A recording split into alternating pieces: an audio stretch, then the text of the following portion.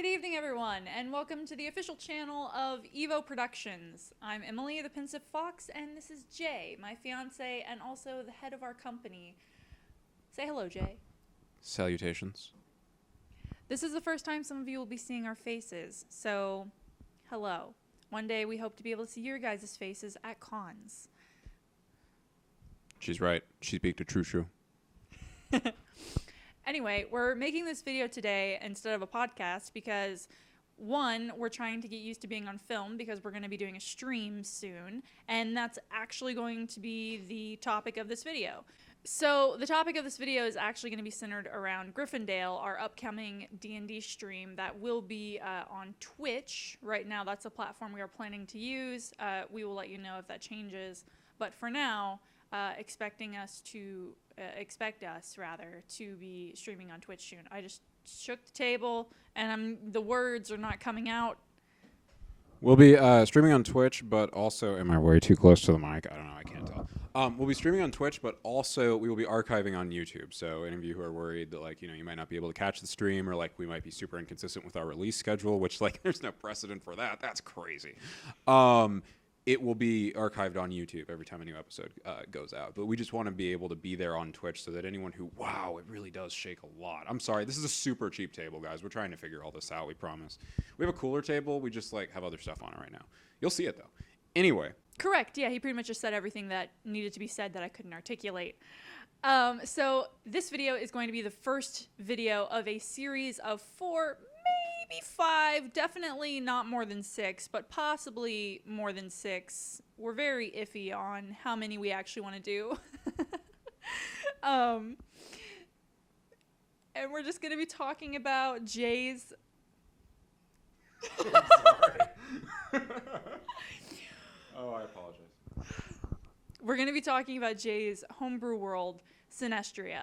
And what better way to start off than ask the very general question for all of you viewers out there? Probably the first question that pops up in your mind. What is Synestria? Jay? Who are you? Where am I? Man, what is Synestria? It's a question a lot of people have asked. I might have an answer soon. Okay, no, but in all honesty, Synestria is fundamentally, it's just my fantasy world. I have always loved fantasy as a child, but I also got really frustrated as a child when, as a very young child, I could pretty much predict everything that was going to happen in any fantasy TV show or anime or video game I was interacting with. And it wasn't the writer's fault, I don't think, because I think a lot of those tropes, ultimately, they sold media. The more common things you see, the more you can relate to it, and easier it is to say, oh, that's an orc, I know what an orc is, or oh, that's a dragon, I'm completely familiar with what a dragon is, and you're not going to surprise me with a dragon, I know what that is, and it would draw people to it. But I think these days, I think things have evolved, or at least I think things need to evolve in the media industry for things to remain fresh. I think people are on the verge of getting really fed up with sequels and prequels and continuations of the same story, rehashings of the same story. The 561st isekai anime that released this season. All of you otakus out there know what I'm talking about. Get smartphones out of my fantasy world. Anyway, the point is, Synestria was my answer to all of that.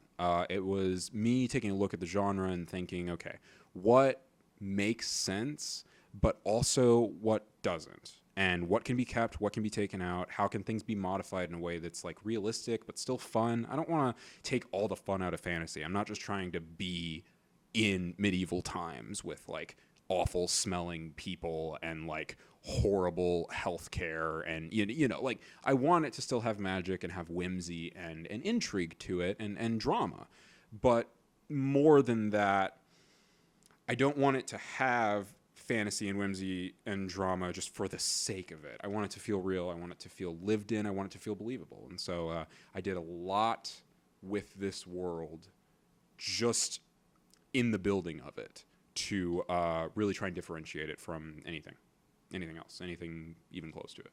And I hope I did a good job. The first thing I thought of when you said horrible smelling people and terrible healthcare is Careful. that was exactly my Tuesday today.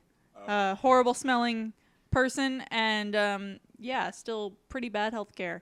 So I know, but to all the viewers out there, you've kind of talked about how you want to make Synestria different from traditional fantasy worlds. Yeah. And in traditional D&D, there are multiple planes. How have you dealt with that in your homebrew campaign? Okay, well, first and foremost, I call them realms instead of planes. Mostly, though, not just to be like a jackass and try to be different than everyone. My realms are circular, so I don't call them planes because they're not planes. They're orboid, spherical. So Synestria is the Earth-like realm. Is definitely called Synestria. I just don't know if the collection of realms is also called Synestria.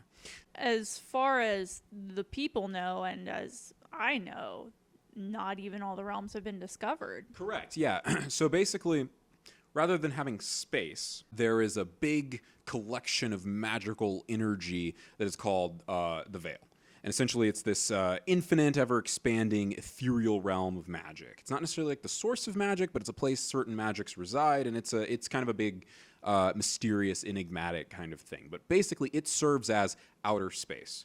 And so instead of having planets and different celestial bodies and stuff like that, there are ethereal, arcane, astral kind of bodies. So there are still planet-looking things, but instead of those being actual planets, those are realms. And there are big nebulas and stuff like that, but those are, strange clouds of magical energy that has been, launched off of the surface of a planet or a realm and launched into space or whatever. It's very... think Norse mythology in regards to there being a bunch of different worlds and then one center world. And that center world has branches to every other world. All the other worlds don't necessarily connect to each other, but this one does. It's a nexus. And so this center realm, Synestria, is considered the nexus realm because it is the easiest place to open pathways to the other realms. And it also, in some places and in some cases, if they haven't been destroyed yet, which we'll see, has natural pathways that can occur based on the orbiting of the realms and all kinds of crazy astro-arcane bullshit that determines if, like, one realm is closer, maybe it's like a portal opens up for a short period of time to that realm, and maybe things can come in from that realm, and we've got to worry about that. There's all kinds of crazy stuff like that. So why don't we explain to the viewers going into this some realms that are definitely known to the majority of the people of Synestria? Oh, yeah, okay. There are a lot of realms, so there are definitely some that are unknown, for sure. And they don't all just exist in the Veil. Some of them are, dimensional, so it's about, finding ways to enter other realities and stuff like that. And that's different than just spatial, location. As far as the world knows currently, as of the time period in which we're starting, which I'm sure we'll get to at some point, there are 4 realms or so. So there's the Nexus realm, which we already spoke of, being Synestria. It's the closest to Earth. It's a planetoid sort of shape. It has, some different features and stuff that we'll probably get into, but as a most part, it'll be reminiscent of something that makes sense. Then we've got Thrones Gate. And Thrones Gate is basically the realm of... Well, it's where the gods once lived. There's a complicated story about that. But they're not there anymore, and so it's essentially just this derelict realm of gods, and all of their energy is just sort of there, blasting around and being chaotic because there's no one there to control it. So it's just a real dangerous, awful place. It's kind of like a really, really, really big black hole with magic inside of it instead of, like, pieces of stars. Then there's the 10 Hells, which were once the elemental planes, or rather realms, but have now been conquered by the devils and have been turned into, like, all the elementals and stuff were subjugated, and all the spirits of different elements were, like, either killed or turned into slaves or magical weapons or some shit for the devils. And so now it's their place. It's the hells are theirs. Elements are theirs to control. And then there's the veil, which is interesting because there is the veil that is the space itself outside of things, but then there's also what we call the space between something. And so basically, if there are some things that are like where we are now, or like the sun, you know, things in space that are like physical and tangible and like could be determined as like a place, then the veil also exists interweaving through that. And so because of that, there are these spaces between what does exist that we call the space between some things. And it can be torn open, it can be expanded, pulled apart, it can be stretched and moved in different ways using magic in order to do all kinds of crazy stuff. Like it's how we explain invisibility in the world. You cloak yourself in the veil, twisting reality around you by sort of manipulating the veil itself. It sort of like creates a bubble of reality that you sort of are existing outside of. There's also stuff like ethereal, which is doing a similar thing, but you put the veil energy inside of yourself. And so instead of just cloaking yourself with it, you become it and sort of like expand yourself into another place. There's all kinds of, crazy metaphysical bullshit like that.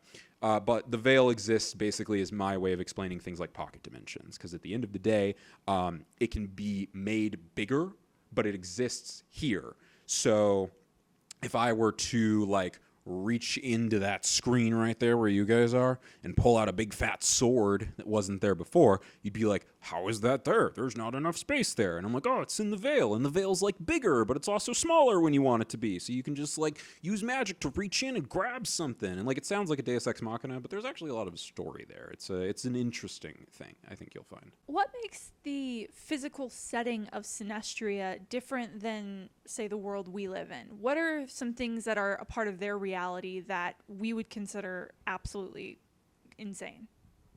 Man, that's a long list. That's a really long list. To start, we'll tackle the elements. So there are two main ones that really are different. Mostly because of the devils and their meddling with the elementals and stealing their plane and manipulating their powers and all that jazz. But basically, winter, spelled Winter, is an element that exists in the world instead of electricity. It has its own properties that can be explained further, probably in a lot of other stuff. You'll see the more you interact with Synestria what winter really can do and what it looks like and everything. But as a basic explanation, it is cold lightning. There is no naturally produced or even really arcanely produced hot lightning. If there is, it's something that existed before the fall of the gods and before the rise of the devils. So thousands of years ago, there were things that could create hot lightning, and the world created hot lightning. But now the world only creates winter. So even when a storm comes in, a naturally occurring storm, the lightning it produces is cold. It still burns, but it's cold burns. That ability can be manipulated, that element can be manipulated through magic now and produced. So something like the lightning bolt spell, for example, in D&D, deals cold damage because it is not lightning, it is winter. Then there's steel, which, while still being, an alloy of metal and all that stuff, it is still steel. But steel also grows naturally in Synestria due to another meddling of the devils and the elementals and all that jazz. But basically, there are trees that grow that are made of pure steel. And steel can be found growing on mountainsides. It's not just a vein in the mountain, it grows. And in fact, steel has its own interesting property. When mixed alchemically with different ways, it can create things called jeweled steels, which basically are metals that grow and are alive, like plants, like mosses more like. And they naturally produce and retain arcane energy in the form of different elements. So there's a whole list of that, and we could go into all of it. But for an example, if a piece of growing living steel was struck by winter, it would become what's called a white snow steel, and it would retain that electricity. So then when you picked up that stone and struck it against a stone cliffside or something, it would spark with winter energy. And that can be used in different arcane capacities. Beyond that, poles. This is an interesting one. The poles are inverse because in the most basic explanation, to the south, there's this massive range of arcane mountains that produce immense amounts of cold, just like cold energy, like lower the temperature around them for miles, lots of miles. And so essentially it has shifted the way that the planet functions, again, through sort of an arcane means. And so to the north, there are these crazy hot deserts. And if you go even further, the oceans boil to the point that if you get to the very top in the north, there are like lava oceans. So it's a very interesting kind of dynamic because it means that all the deserts and stuff are to the north and all the like tundras and stuff are to the south. Magic is dealt with interestingly in Synestria as well. I have general distaste for the idea that magic can solve all problems without there being some sort of cost. So in most of my cases, things cost something. Specifically, healing magic in my world is not free. That being said, it has to come from somewhere. So basically, it's called animancy.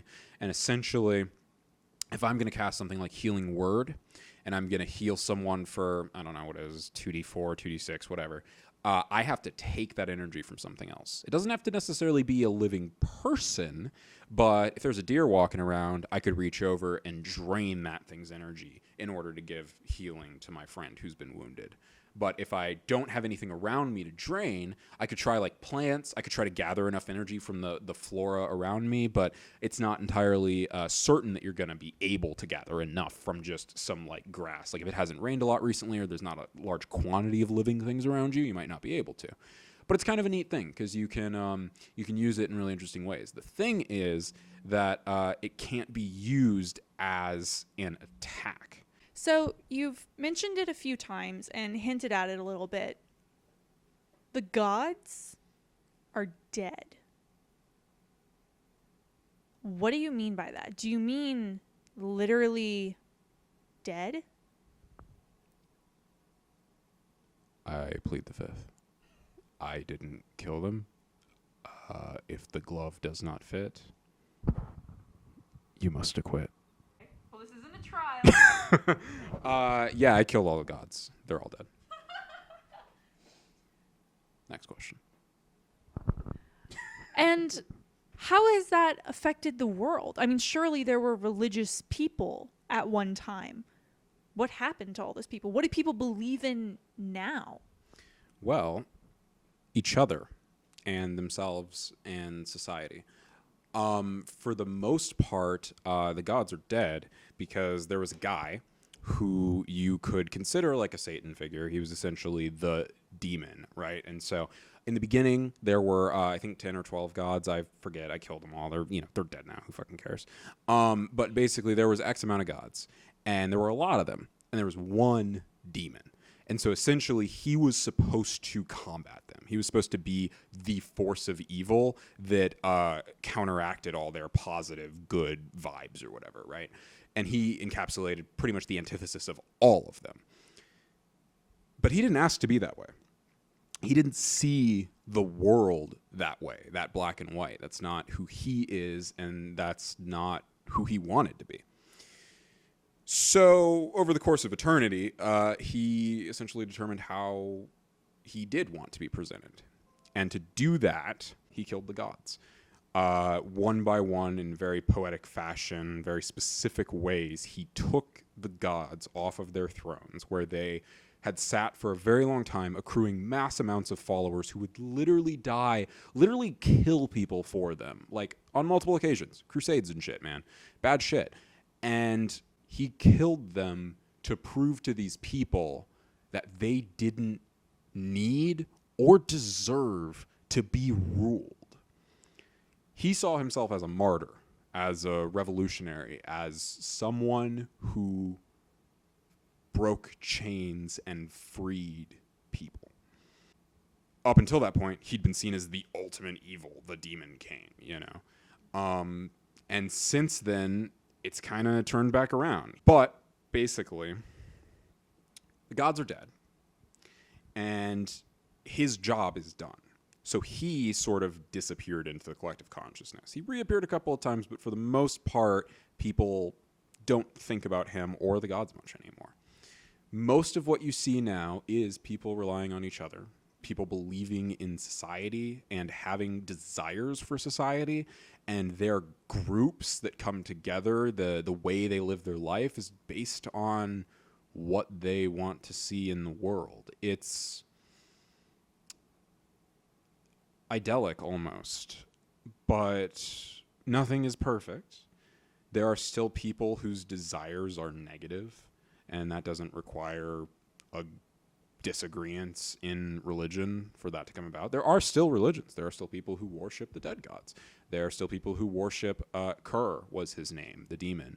And in fact, there are people who worship gods that have never been talked about, or no one even knows if they actually exist, because there's no way to know, because no one can enter the realm of the gods anymore, because it's fucking violent. And if you go there, you'll get like torn apart by like crazy rampant god power. So basically, to answer your question, the gods are dead, and for the most part,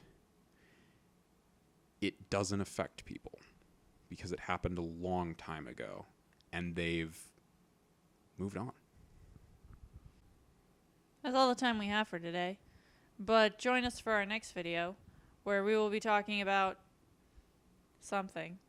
No, I'm just kidding. We're gonna link some stuff down in the description below. Definitely our social medias, our Patreon, if you want to help us, because we need funding to make our things better.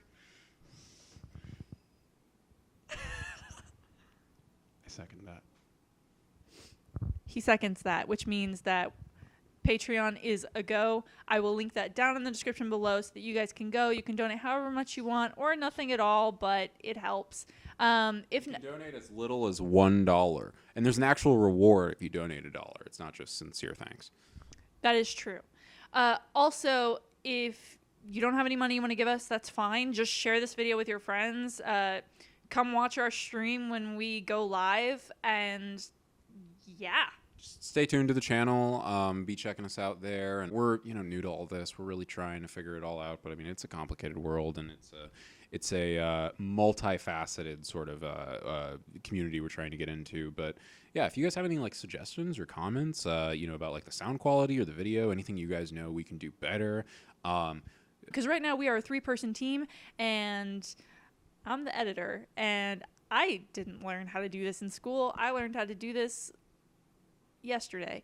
Anyway, it would mean a lot to us if you can't donate to our Patreon to just share, like the video, subscribe to our channel, hit that notification bell so that you get notified when we upload again, because we are not giving you a specific date, because we also have full-time jobs, and we love you all, and we want to only be making content for you and putting videos out every single day, but it is just not possible when there is only 24 hours in a day, and most of those hours are spent on things we don't want to do, but that will keep us alive for the time being. This will be our first prologue video, just a general what is Synestria and kind of an introduction to Jay's homebrew world and the world we'll be playing in for Gryffindale. And again, like I said, this is just part 1 of a 4-part series, possibly 6 parts. Less than 6, 5 or 4. We'll see. We'll see. If you guys want to see more, we can do more. But 10. That's it. Okay, we're only gonna do 100 of them. We swear. I can't stop. It's so fun. All right. With that, I think we've said all the closing statements we need. Love you guys. Good night. Cut.